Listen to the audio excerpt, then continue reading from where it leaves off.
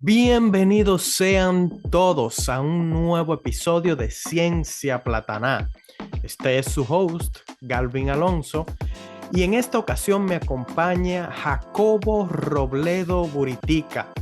Originario de Colombia, Jacobo obtuvo su grado de ingeniería en agronomía en la Universidad de Caldas en Manizales, Colombia.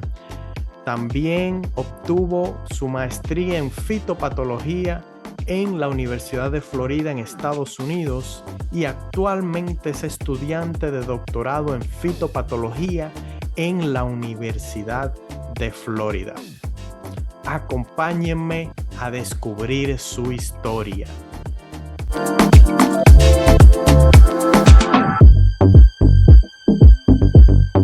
Hermano, bienvenido al podcast Ciencia Plataná. ¿Cómo estás? Muy bien, Galvin, gracias por la invitación. Jacobo, yo sé que tú eres originario de Colombia, de la región de Manizales. ¿Me puedes describir un poco cómo es Manizales y cómo viviste tu vida allí? Ok, Manizales es una ciudad que está enclavada en las montañas de Colombia, en la cordillera central. Es una ciudad muy bonita, rodeada por un volcán que en los años 80 hizo erupción y que, tiene o ha tenido a Colombia en vilo por algún tiempo, pero tiene una hermosa naturaleza y un paisaje muy bonito. Es una universidad, una ciudad universitaria. Tiene más o menos 6, 7 universidades y la economía principalmente se basa en el café, la producción de café, algo de la parte turística y los estudiantes que están ya requiriendo servicios y todo lo que está relacionado con la investigación que hacen las universidades. ¿Cuándo tú empezaste a relacionarte con la agricultura? Mi papá era agrónomo, aunque nunca se graduó, pero siempre estuvo en la producción agrícola, aunque no producía alimentos. Él producía flores y follaje para las floristerías de Manizales y otras eh, eh, tiendas de la región. Entonces, la agricultura fue durante mucho tiempo nuestra actividad económica más importante y mientras mi papá tuvo vida fue lo que nos ayudó para subsistir y salir adelante. Entonces, puede decirse que tu papá fue la inspiración para ti, para tú elegir una carrera en agricultura. Sí, él fue mi inspiración para elegir una carrera en agricultura, aunque quizás como la mayoría de las personas cuando eligen una carrera hay mucha incertidumbre sobre a qué camino si quiere seguir. Pero creo que ese fue un detonante importante para escoger el lado de la agricultura. ¿Tú pensaste en estudiar otra carrera? Pensé en estudiar otras carreras y por fortuna tuve la virtud de ser aceptado en otras carreras también, muchas. Y al final la decisión fue difícil de escoger cuál. Pero tenía la oportunidad de estudiar ingeniería química, tenía también la oportunidad de estudiar matemáticas, estadística y me presenté a todas esas carreras. No sé por qué al final terminé escogiendo agronomía, quizás por esa influencia que tenía de mi familia sobre la agricultura y el componente transversal que tiene agronomía con la biología, con matemáticas, con la parte estadística. Creo que era una buena combinación de todo eso que me gustaba. ¿Cómo se ve el estudio de la carrera de agronomía en Manizales? ¿Cómo se llama la universidad a la que tú fuiste?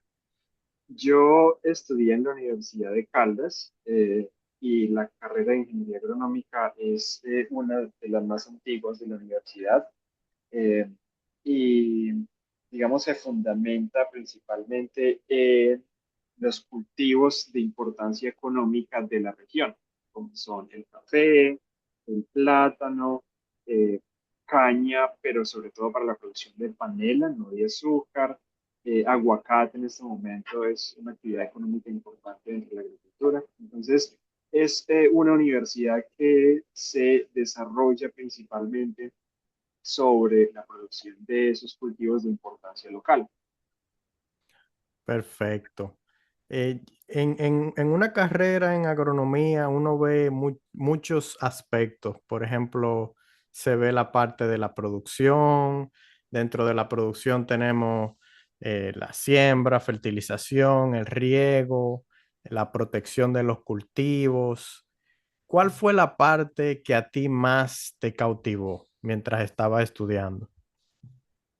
Definitivamente la parte de fitopatología, que es el camino que seguí después para mi desarrollo profesional. Era algo que me fascinaba, creo que me gustaba más ver las plantas morir que verlas producir. Entonces, ahí fue cuando entendí, bueno, quizás la parte de la producción no es tanto lo mío, sino la fitopatología. Fitopatología. Y en esa universidad te brindaron alguna oportunidad para perseguir esa fascinación que tú tenías por las enfermedades. Sí, por fortuna el, el, ah, el departamento en donde estaba fitopatología, que se llama Departamento de Fitotecnia, eh, tenía un gran reconocimiento a nivel nacional. Eh, el director de ese departamento era un doctor llamado Jairo Castaño, que es una persona que terminó su doctorado en Penn State. Él tenía 74 años a la fecha que yo estaba cursando esa materia. Pero era una persona muy estudiada, con amplio reconocimiento nacional e internacional, trabajó en Penn State, trabajó para CIA mucho tiempo, trabajó en Zamorano, y luego, ya en los últimos años, decidió devolverse a Manizales y ser profesor allá. Entonces, Excelente. estando con él, estando con él, tuve la oportunidad de trabajar en el laboratorio de fitopatología, tuve la oportunidad de estar en la clínica diagnóstica de la universidad haciendo mi pasantía durante 6 meses y hacer investigación con él en maracuyá principalmente y enfermedades post cosecha. ¿Qué enfermedades se veían ahí, por ejemplo, en el cultivo de maracuyá? Principalmente virus. Hay muchos síntomas causados por virus y creo que las pasifloras son bastante susceptibles en términos generales a estas infecciones virales. Pero yo trabajaba específicamente con la marchites del maracuyá causada por Fusarium. Perfecto. ¿Y qué tan popular es el maracuyá en Colombia? Es muy popular y representa un eslabón importante dentro de la economía agrícola, sobre todo en productos de exportación. Eh, eh, no precisamente el maracuyá amarillo que uno ve que se utiliza para los jugos en los trópicos eh, o en bajas altitudes, en climas cálidos, sino la gulupa, que es la misma especie del maracuyá, un cultivar diferente y tiene frutos más pequeños con una cáscara morada y un sabor un poco más dulce y un aroma más fuerte que el maracuyá normal. Perfecto. Entonces tú hiciste una pasantía ahí en la parte de fitopatología. Me imagino que ya en ese momento tú te imaginabas un futuro empleo. ¿Qué estaba pensando Jacobo ya al momento de graduarse? ¿En qué quería hacer? Bueno, había una gran diferencia entre lo que Jacobo quería hacer y lo que realmente podía hacer. Eh, el Jacobo de 21 o 22 años que se graduó en el 2019 quería seguir estudiando fitopatología, la maestría dentro de la Universidad de Caldas, con el mismo profesor. Ahora, ese Jacobo tenía un niño que a la fecha tenía 2 años y que por circunstancias del destino mi familia no podía ayudarme de la mejor manera económicamente. Entonces, ese Jacobo que quería estudiar maestría, eh, dijo que no podía ser y al final terminó aplicando a cualquier trabajo que podía tener para poder subsistir un poco más con su hijo. Ahora, por fortuna, pude conseguir trabajo en investigación en Colombia, en una institución llamada Agrosavia, que es la que se encarga de hacer toda la parte de investigación agrícola dentro del país. Y mi perfil se adaptó como anillo al dedo a lo que ellos estaban buscando. Estaban requiriendo un ingeniero agrónomo con énfasis en fitopatología y digamos que la entrevista fue exitosa y al final tuve el empleo en Agrosavia y bueno, me tocó desplazarme un poco porque quedaba lejos de mi ciudad natal Manizales, pero al final tuve el sueño, cumplí mi sueño, que era poder trabajar en investigación y en fitopatología. ¿Me puede explicar un poquito más qué es Agrosavia? Agrosavia es la Corporación de Investigación Agropecuaria de Colombia. Um, y en Colombia nosotros tenemos dos instituciones que se encargan de la legislación y de la investigación en forma separada. Muchos países tienen la misma institución que se dedican a las dos cosas. En Colombia, LICA se dedica a la parte legislativa, producir leyes, cuarentenas, regulaciones, y Agrosavia se dedica exclusivamente a la investigación agropecuaria.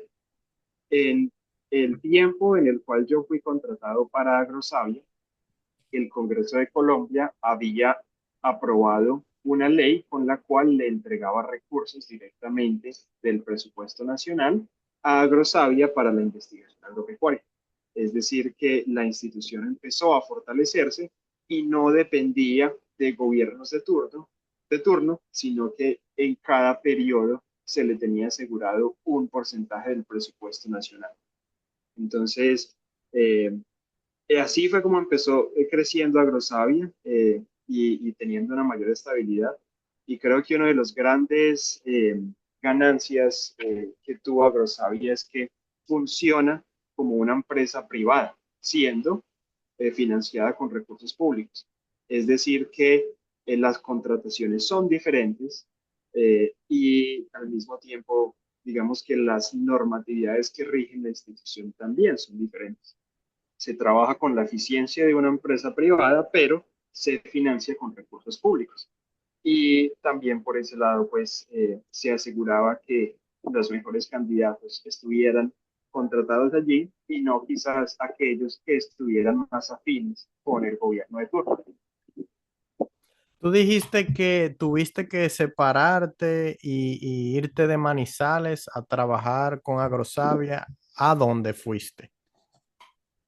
Fui a la zona bananera del norte de Colombia, cerca a la ciudad de Santa Marta. Agrosavia tiene más o menos, bueno, no recuerdo, creo que son 15 centros en todo el país. Donde fui aceptado fue el quinto al que apliqué. En Wow. los otros, en los otros cuatro no pasé el filtro siguiente, pero bueno, la quinta es la vencida. Y,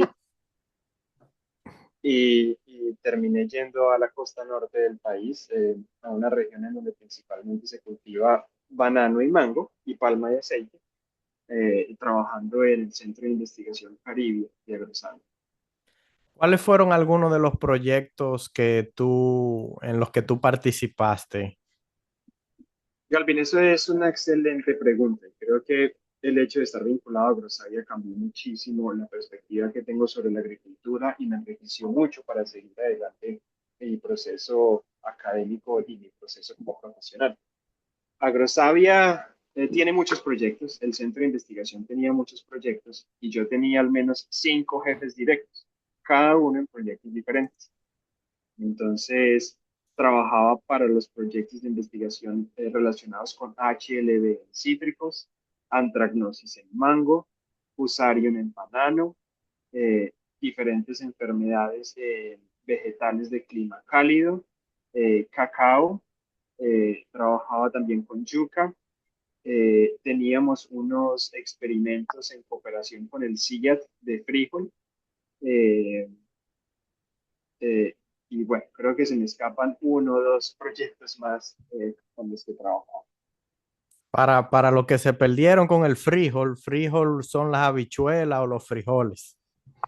Ok, así es.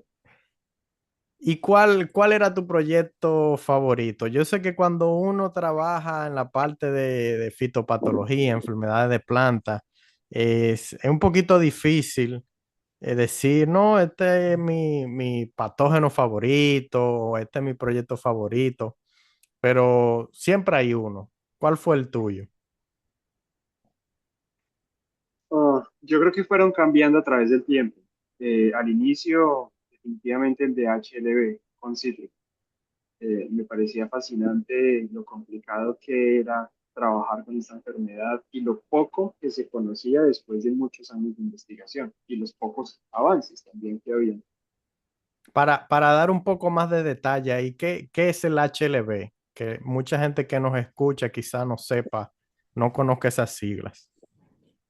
Sí, HLB es quizás la enfermedad más devastadora del cultivo de cítricos. HLB son las abreviaciones para Juan Lombín o el enverdecimiento de los cítricos y es una enfermedad causada por una bacteria que se limita al sistema vascular de la planta, específicamente el floema.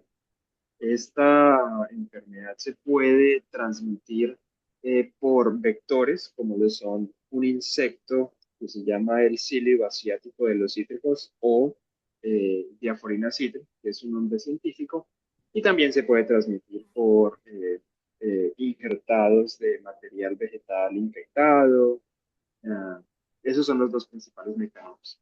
Eh, los síntomas principales en las hojas son mosaicos asimétricos. Entonces, cuando tú ves una hoja que tiene unas secciones más verdes que otras y tiene una asimetría, es decir, si la divides a la mitad, las dos mitades no corresponden a cada una.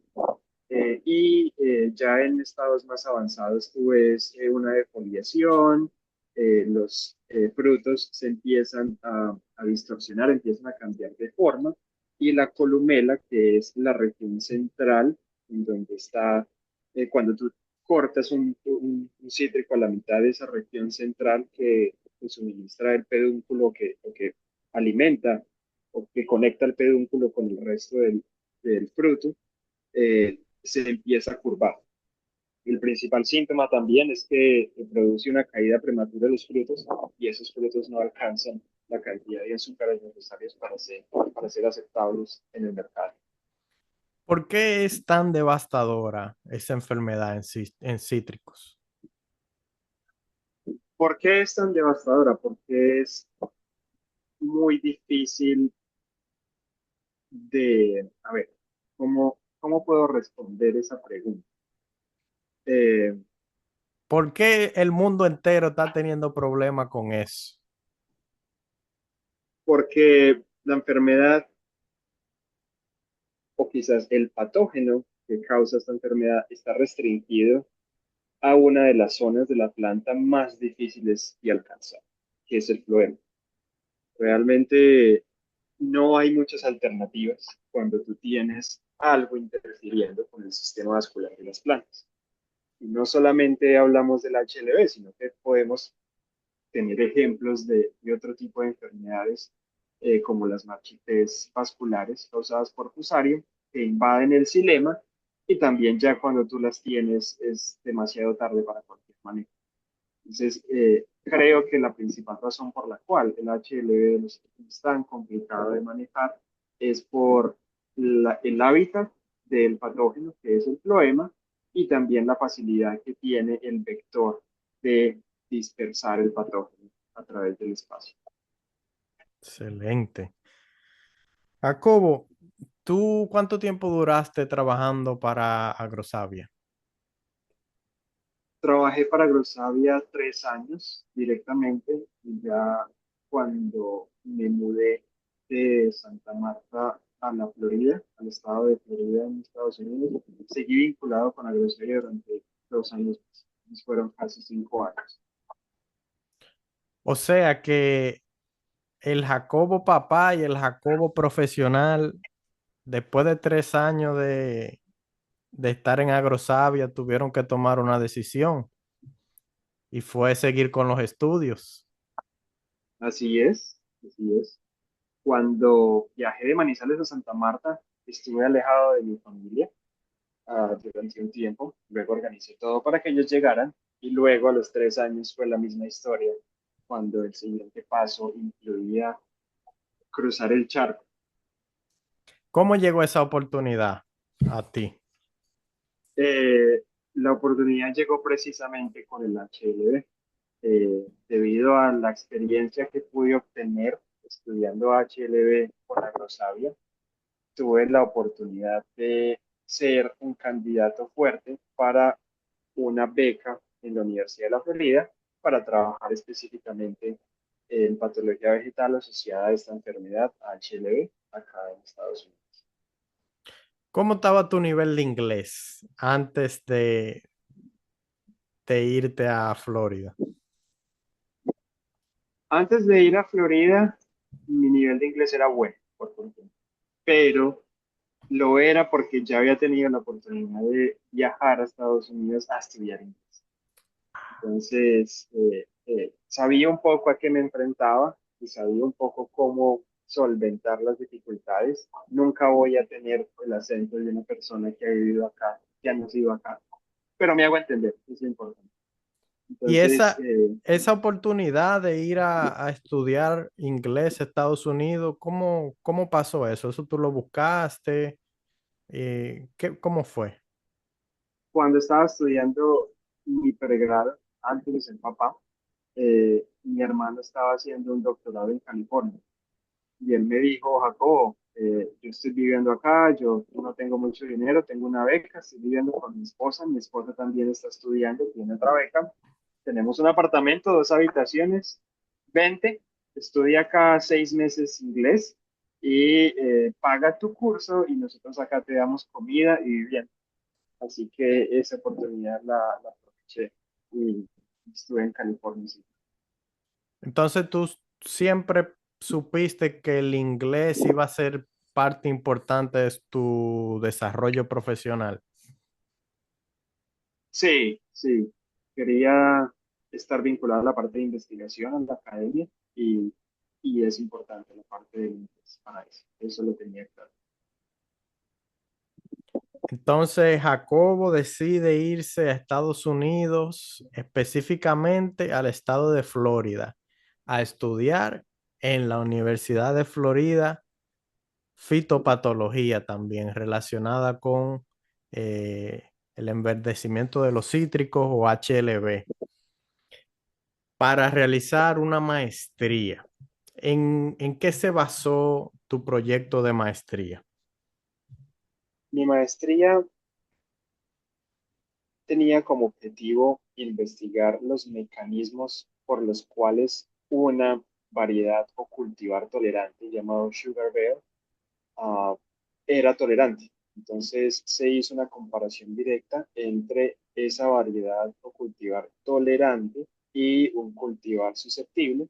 Estábamos mirando las formas como podríamos explicar ese fenotipo y utilizábamos diferentes herramientas desde la parte fisiológica y desde la parte molecular. Y sí se pudo identificar el por qué esa variedad es tolerante. Tenemos unos buenos indicadores de cuál puede ser el mecanismo que está asociado a esta tolerancia. Y los voy a explicar en un momento. Sin embargo, sí me gustaría como dar la claridad que cuando se habla de tolerancia, generalmente no se tiene identificado las razones por las cuales son Ajá. tolerantes y adicionalmente se habla de características que involucran un número grande de genes, no específicamente uno, y una interacción con el medio ambiente y el patógeno. Entonces son características completas. Pero dentro de lo que nosotros pudimos observar es que hay diferencias anatómicas entre las plantas, es decir, mientras la variedad susceptible tiene un colapso en el floema, la variedad tolerante tiene la capacidad de hacer una regeneración en el floema a una mayor velocidad que lo hace la susceptible. Adicionalmente, con los análisis fisiológicos que nosotros estábamos haciendo, eh, pudimos determinar que esta variedad tolerante tenía un menor efecto en la movilidad de carbohidratos, desde las hojas hasta las otras partes de la planta. Entonces, esto es un buen indicativo de que ese regeneramiento que nosotros veíamos en el floema estaba vinculado también a una respuesta afectiva que tenía la planta frente al movimiento de los carbohidratos. Y finalmente, también desde la parte molecular pudimos identificar dos o tres perdón, dos o tres genes que estaban vinculados con un cebado del sistema inmune de estas plantas para tener una reacción más rápida frente a el patógeno. Entonces, para yo entender bien, el Jacobo de Agrosavia andaba metido en los campos, observando enfermedades, haciendo experimentos en campo, y el Jacobo de la maestría estuvo gran parte de su tiempo en el laboratorio, investigando mecanismos de interacción de patógeno y su hospedero. ¿Cómo, ¿Cómo tú te adaptaste a eso? Porque de verdad son áreas muy diferentes. Sí están dentro de la fitopatología, pero las habilidades y los conocimientos que se necesitan, de verdad que son muy diferentes. ¿Qué tú hiciste para adaptarte a ese tipo de trabajo? Bueno, estando en Agrosavia, lo que te decía, la diversidad de los proyectos que teníamos era supremamente gigante. Entonces, quizás el 60% del tiempo estábamos haciendo trabajos de campo y haciendo trabajos de extensión, pero el otro 40% del tiempo estábamos en laboratorio. Entonces, como yo era una persona que se encargaba de la parte fitopatológica, iba a los cultivos y también recolectaba muestras y luego las llevaba al laboratorio y era el encargado del procesamiento de esas muestras y, por ejemplo, en la parte de HLV, para hacer diagnóstico de la enfermedad teníamos que hacer ensayos o tests moleculares. Entonces, muchos de ellos los podíamos hacer en el mismo centro de investigación, en la costa norte, y muchos otros procesábamos hasta donde podíamos las muestras y los mandábamos al otro centro de investigación que quedaba cerca de la capital de Colombia. Entonces, eso me ayudó mucho a tener un concepto más general sobre las diferentes áreas de fitopatología. Te repito, la experiencia en la grosería para mí fue supremamente enriquecedora porque estaba vinculando todos los temas en los cuales estás relacionado en la parte de fitopatología. Ir al campo, hacer el diagnóstico en laboratorio, hacer el diagnóstico molecular, hacer planes de manejo para los experimentos que teníamos en campo, trabajar con epidemiología o en cuanto a las incidencias y severidad que teníamos en los datos experimentales.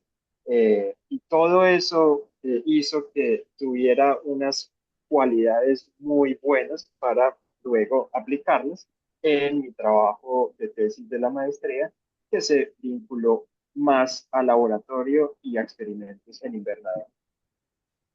Excelente. Yo, la verdad que tengo mucha admiración y respeto por el trabajo que tú has hecho. Aquí tú lo dices y suena muy fácil, pero son cosas verdaderamente complicadas que han tomado mucho tiempo. Y tu experiencia, con la experiencia que tú tienes, tú has logrado dominar esas áreas. Entonces, don Jacobo se gradúa de la maestría en la Universidad de Florida y pasa a ser estudiante de doctorado en la misma universidad. Pero algo cambió. ¿Qué cambió? Eh, Después de casi 5 o 6 años trabajando en cítricos, decidí que HLV era muy complicado para un fitopatólogo tonto como yo. Eso, esas enfermedades complicadas se las vamos a dejar a fitopatólogos realmente inteligentes, ¿no? Yo decía, no, HLV es demasiado complejo para este cerebro. Así que decidí cambiar al área de epidemiología, no solo porque el HLV ya me parecía complicado, sino porque también el área de epidemiología involucra y mezcla muchas de las eh, áreas de investigación de la fitopatología, como es el diagnóstico, como es la distribución geográfica de los patógenos en el campo, como lo es la misma genética de la población, de los patógenos, el hospedante, el ambiente. Entonces quería tener ya como mi último grado, tener la oportunidad de juntar todas las áreas del triángulo de la enfermedad en la parte de epidemiología. Entonces, ahora mismo, ¿cuál es el proyecto que tú estás dirigiendo en esa parte de epidemiología? Bueno, dirigiendo creo que son palabras mayores, porque hago parte de un equipo gigantesco que trabaja con esta enfermedad. Y adicionalmente tengo la oportunidad de seguir trabajando con la Grosavia en este proyecto de investigación, a pesar de que estoy acá estudiando en la Universidad de Florida. El proyecto principal en el cual trabajo en este momento está relacionado con el estudio de la epidemiología de una de las enfermedades más letales en el cultivo de banano, que es la marchitez del banano causada por Fusarium, especialmente la raza 4. Eh, es una colaboración que hacemos junto con la Grosavi y la Universidad de Florida, y realmente yo hago la parte del estudio epidemiológico, pero hago la claridad de que son proyectos que involucran incluso más de una nación y que tienen una financiación importante por diferentes gobiernos y entidades privadas. Entonces, esa es la enfermedad que se conoce como el mal de Panamá también. Es la misma enfermedad, sin embargo, en un lenguaje políticamente correcto, se le llama ahora la marchitez del banano causada por Fusarium, precisamente porque la gente de Panamá estaba cansada de que se le asociara con esta enfermedad. ¿Por qué? ¿Usted conoce la historia de por qué se le decía mal de Panamá? Sí, sí, la enfermedad fue descubierta en Panamá en 1890 y Ah, fue el ok. primer sitio en donde fue descrito.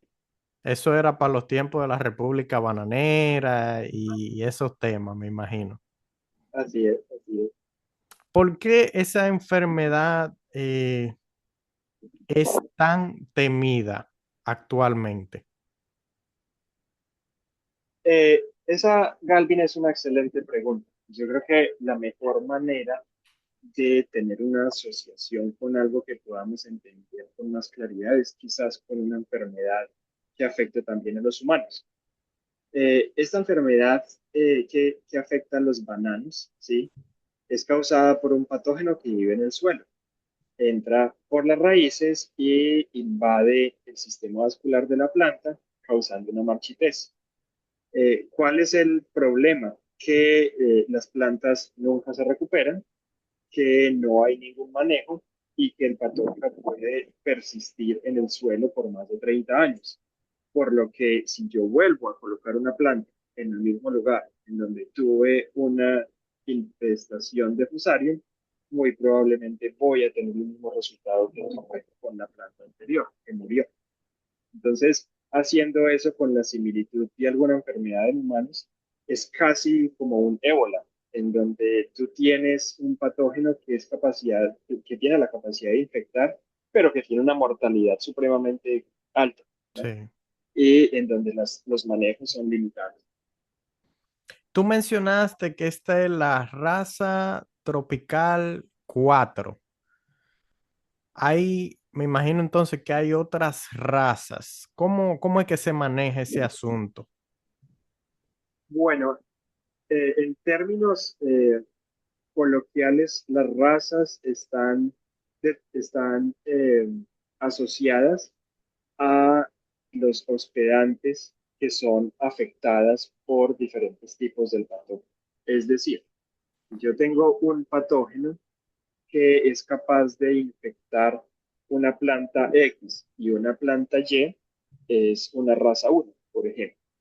Luego, ese patógeno, cuando hacemos los proyectos o algunos análisis en laboratorio y en campo y decimos ese mismo o tenemos un aislamiento de este patógeno, pero solamente es capaz de infectar el hospedante o la planta X y no la planta Y, corresponde a una raza diferente.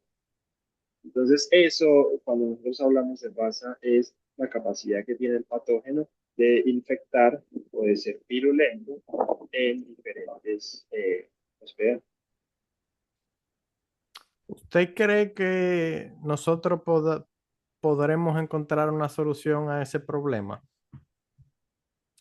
Sí, sí, yo creo que se puede hacer.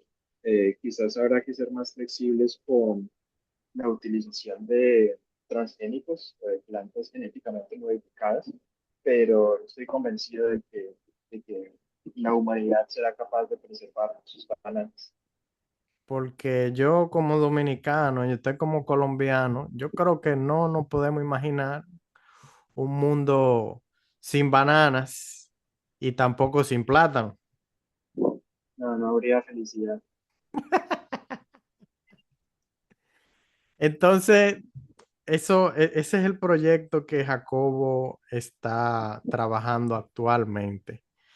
Jacobo, ¿cuál sería tu trabajo soñado en un futuro? Excelente pregunta, Galvin. Yo creo que he tenido muchas experiencias en mi vida que han sido bastante enriquecedoras, ah, y casi que ninguna de ellas era precisamente lo que yo soñaba que quería hacer. Entonces, una respuesta quizás políticamente correcta sería que un trabajo soñado es ese en el cual uno se sienta valorado, en el cual esté aportando y en el cual se esté desarrollando de una mejor manera independientemente de lo que se esté haciendo. Ahora, ya desde el punto de vista de más imaginación, a mí me gustaría estar vinculado con alguna institución dedicada a la epidemiología y sobre todo a cómo poder utilizar estos modelos para la toma de decisiones en gran escala. Es decir, estar vinculado en alguna de las instituciones patológicas de cualquier país del mundo, en donde con los datos que se obtienen en campo y en laboratorio podamos tomar decisiones a nivel regional y nacional sobre cuáles son las alternativas para tener un mejor manejo de los patógenos. Jacobo, ¿y tú crees que se debería darle más importancia a esas crisis epidemiológicas de enfermedades en plantas de lo que se le da actualmente? Yo creo que sí, Galvin. Yo creo que sí. Y te puedo hacer el ejemplo o la comparación con enfermedades de los humanos. Yo creo que cuando hay una epidemia en los seres humanos, eh, nadie o muy pocas personas piensan en hacer eh, manejos o prácticas direccionadas a disminuir esa enfermedad en regiones pequeñas, ¿sí? O en sitios con un número pequeño de personas. Es decir, cuando nosotros pensamos en manejos de enfermedades en los seres humanos, hablamos de medicamentos que son ampliamente utilizados por muchas personas, en vacunas que son ampliamente utilizadas por muchas personas, en, qué sé yo, prevención, que no solamente aplica para un grupo pequeño, sino para la población en general. Y esto muchas veces no lo aplicamos en la agricultura, porque creemos que las enfermedades están restringidas a la finca, cosa que no es así. las enfermedades no tienen fronteras, no tienen limitaciones y las formas como se manejan pueden afectar la sanidad vegetal de una región entera. Entonces, por ese lado, sí, creo que se debe tener una mayor importancia sobre las prácticas de manejo y creo que estudiar las enfermedades de las plantas a una escala regional puede ser una forma de mejorar la sostenibilidad del sistema al tratar de disminuir o de optimizar las formas como se manejan estos. Yo creo que en estos tiempos, vamos a decir, de inestabilidad, en los que hay países que quieren gobernar más que otros, yo creo que va a ser bien difícil esa cooperación regional, internacional, para evitar futuras epidemias de enfermedades en plantas. Y espero que los países se pongan de acuerdo porque sin comida la humanidad se ve bien, bien, bien fea. No sé si tú tienes algo que decir con respecto a eso ahí. Pues yo creería que estoy en desacuerdo con lo que dices. Dígalo. Creo, creo que, creo que realmente las crisis es en donde los seres humanos han desarrollado las mejores herramientas, ¿no? Entonces, creo que quizás hay una negligencia de la rama de la epidemiología en plantas porque tenemos pocos ejemplos de enfermedades que pueden acabar por completo cultivos a escala mundial, ¿sí? Y dentro de esas está, por ejemplo, la HLV de los cítricos que explicamos o la marchitez causada por Fusarium en banano, que son casos muy concretos y que existe algo de cooperación internacional, pero hay muchos otros cultivos en los cuales no se tiene esa amenaza latente, en donde uno diga, ya no hay escapatoria. Entonces, sí creo que se debe tener una mayor cooperación, pero también creo que los sistemas productivos actuales, muchos de ellos son lo suficientemente resilientes y tienen una investigación adecuada para tener una sostenibilidad futura. Bueno, esas son palabras alentadoras. Yo me tiré para el lado oscuro de la historia. Siempre al lado oscuro, siempre, Gaby.